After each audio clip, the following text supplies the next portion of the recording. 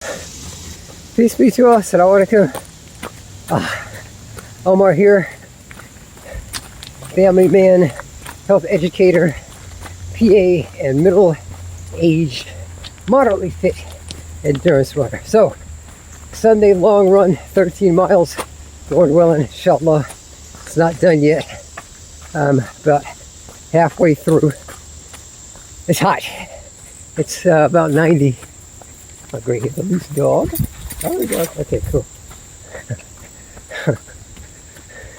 Loose dogs in the park make me nervous, but that one's well behaved. Whew. So, today, good morning, how are you? Today, I'm going to talk about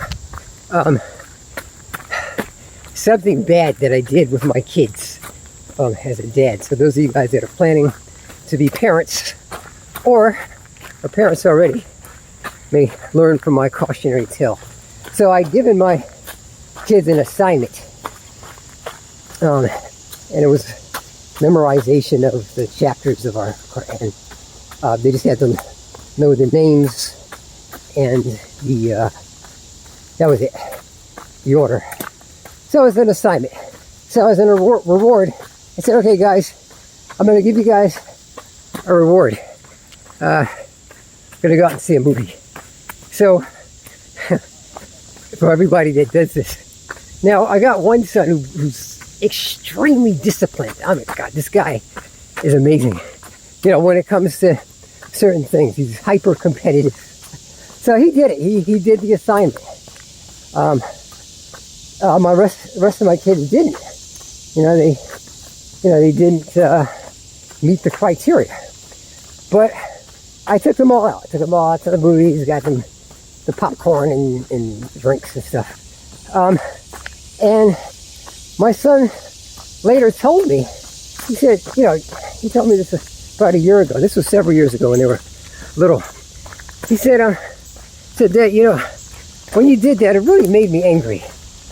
And I said, why? He said, well, I worked really hard to do the assignment that you told us. But you rewarded everybody. You took everybody out. And I felt really bad, when I thought about it, because I was like, well, everybody's at different levels.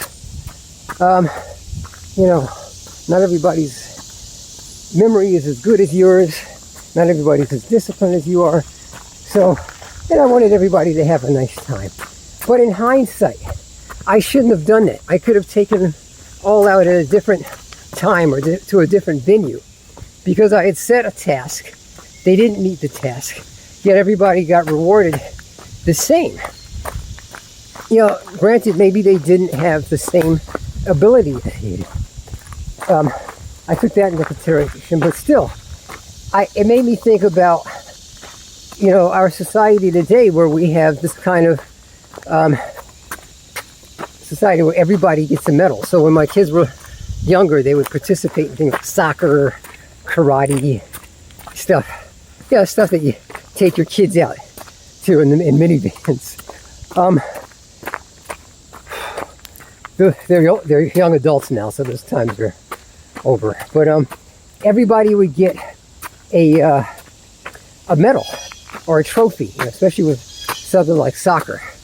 So it was called I forgot what they call it, but it was that you participated. So a participation medal. Everybody got a participation medal or a trophy. Everybody got to come to the same luncheon.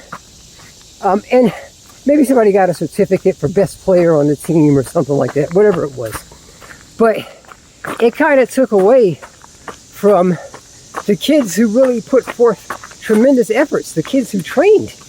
I said, my kids, they participated in a chess tournament. I think everybody got a certificate or a medal or something.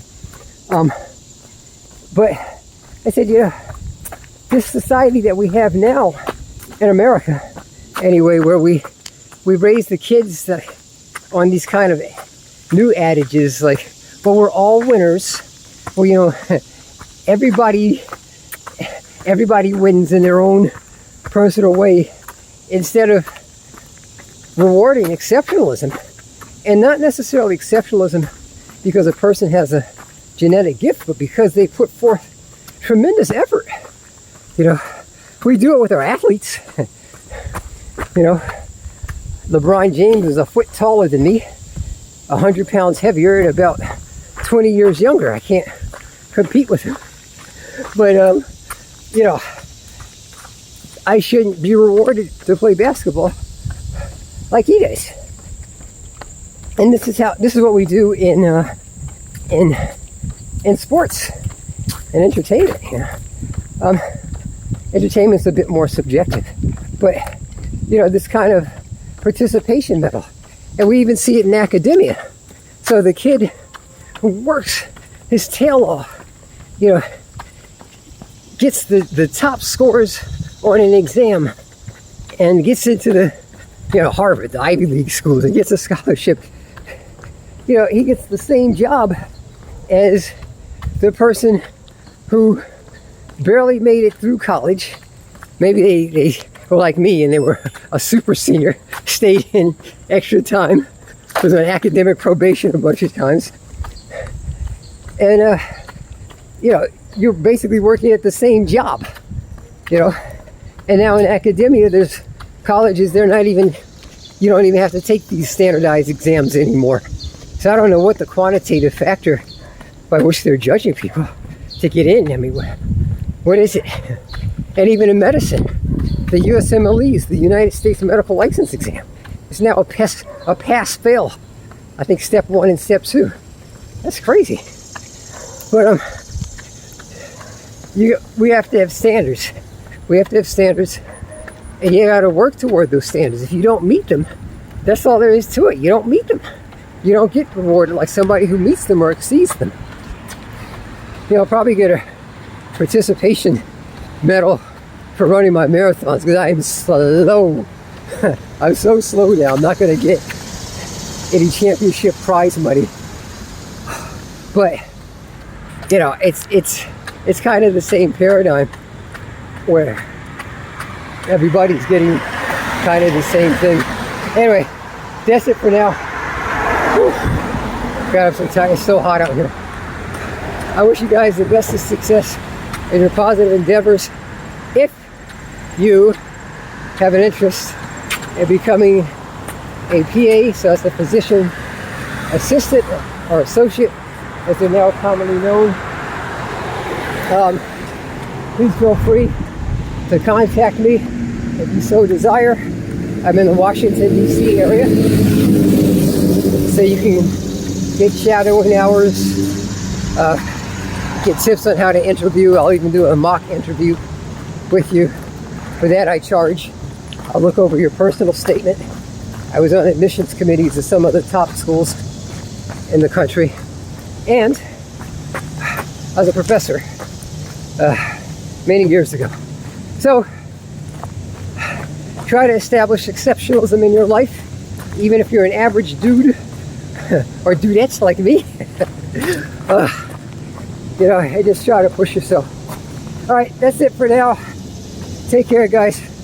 Peace. You can go on this run with me and listen to the cicadas.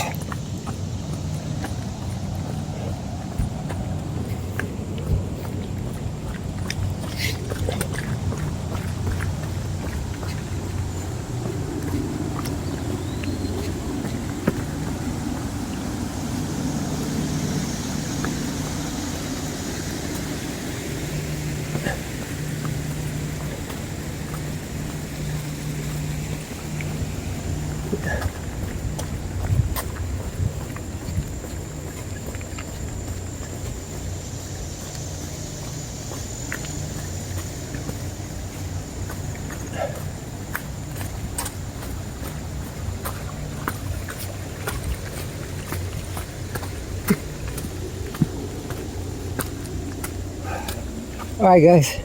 Take care.